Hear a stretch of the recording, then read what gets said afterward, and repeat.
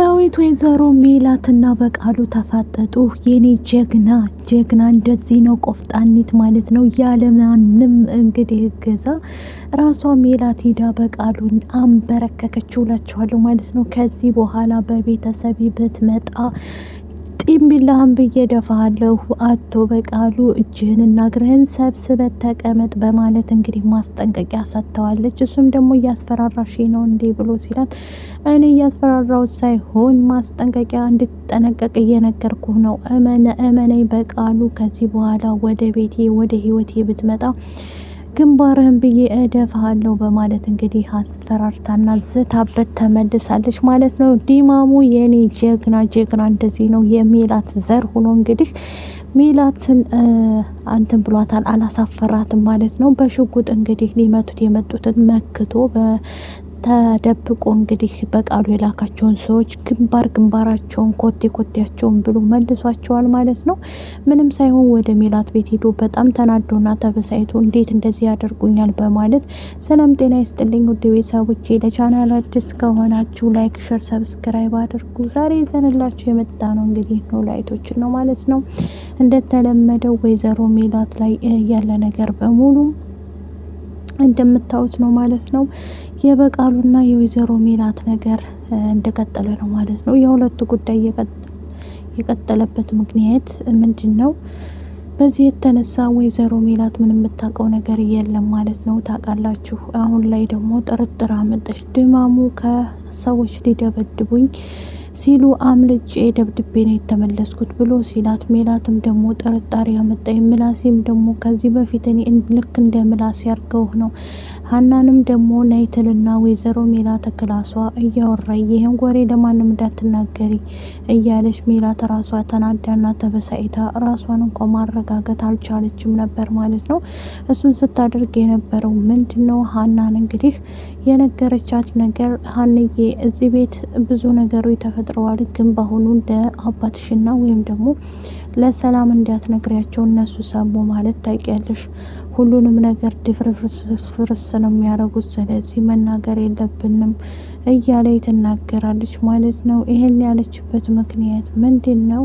የሀናና የወይዘሮ ሜላት ሚስጥር አብሮን የቆየን እናንቺ ብቻ አባትሽ ከሰማ በጣም ያብዳል እያለቻት ነበር ማለት ነው። ምክንያቱም ያለቻት ቲማሙን ሰው ሊገለው እንትን ብለውት ነበር ስትላት፣ ሀናም ደግሞ ማን እንዴት እያለ ከዚህም በፊት ምላሴን ሰው ሊገለው እንደነበረ ታውቂያለሽ ብላ ስትላት፣ ይሄንማ ከጀርባችን የሚያደርጋለ ይሄንን የሚያደረገችው ወይዘሮ ባዩሽ እንደሆነች አውቃለሁ ትላለች ማለት ነው። እሷም ደግሞ በትክክል ባዩሽማ መሆኗ አልተረሳንም፣ ባዩሽ እንደሆነችማ አውቃለሁ ትላለች ማለት ነው። እሱን እንግዲህ በማስመልከት እሷን በዚህ የተነሳ ማለት ነው ብዙ ነገሮች ተፈጥረዋል ማለት ነው። ታውቃላችሁ፣ ወይዘሮ ሜላት የምታውቀው ነገር ምንም ነገር የለም ማለት ነው።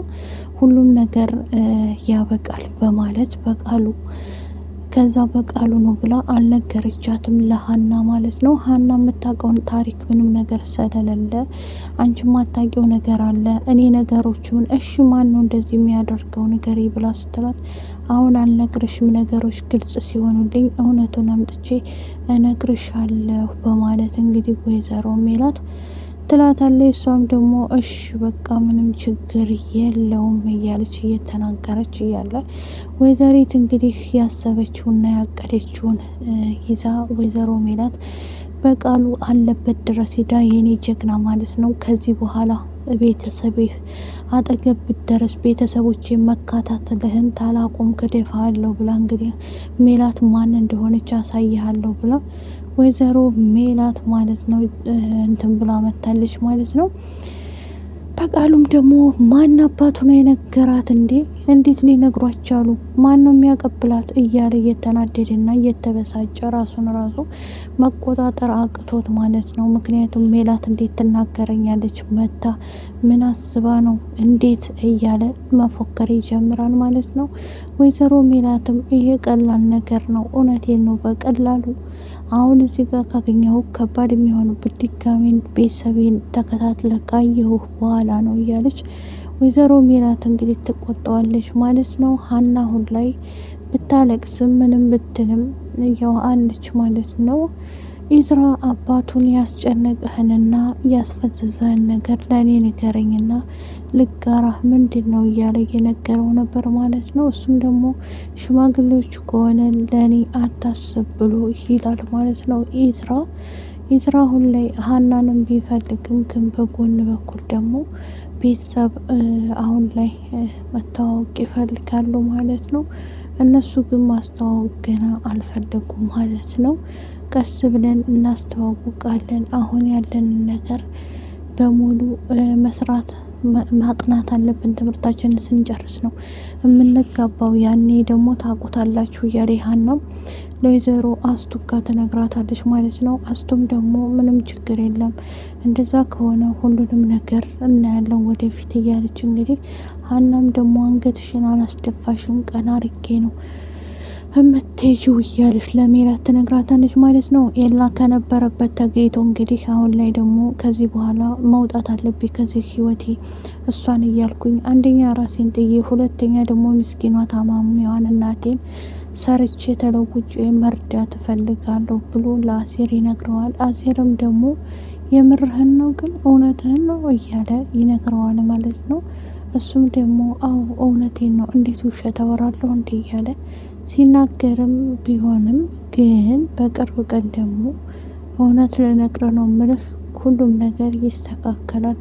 ስለዚህ እሷም አንተ ጋር የልጅህም እናት ከአንተ ጋር ማለት ነው። በዚህ የተነሳ እንግዲህ ወይዘሮ ሜሉካ እያበደ ትገኛለች። ኢዝራ አባቱንም ንገረኝ ቢለውም ማረፍ እፈልጋለሁ ለአንተ የሚጠቅም አይደለም እየነገርኩ ያለሁት ብሎ ይለዋል ማለት ነው። እሱም ደግሞ እሺ ካልክ አባዬ ምንም ችግር የለም ብሎ ትዕዛዙን ተቀብሎ ወደዛ ይሄዳል ማለት ነው። በዚህ የተነሳ እውነት ነው ማለት ነው።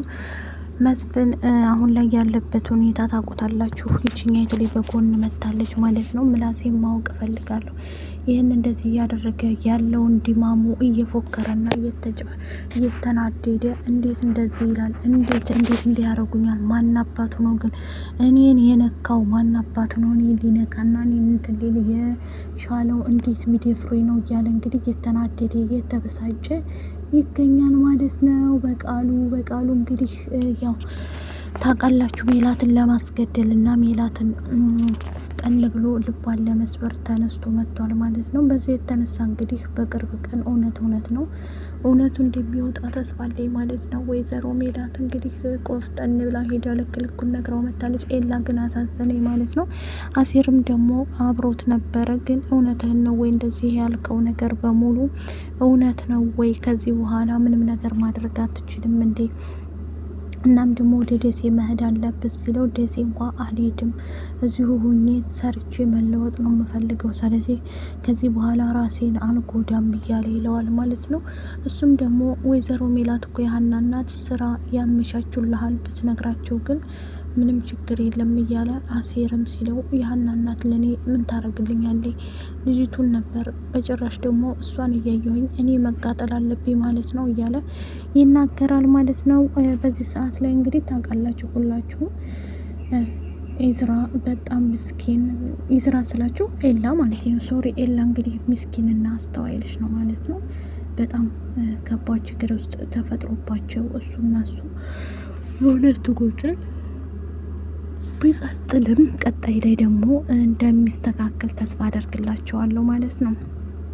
የሀና ቤተሰቦች እንግዲህ ያላወቁት ነገር ምንድን ነው? ሀናና ኢዝራም እነ ሜላትም አያውቁም ሆነን ለመናገር የበቃሉ ልጅ እንደሆነ ኢዝራ ማለት ነው።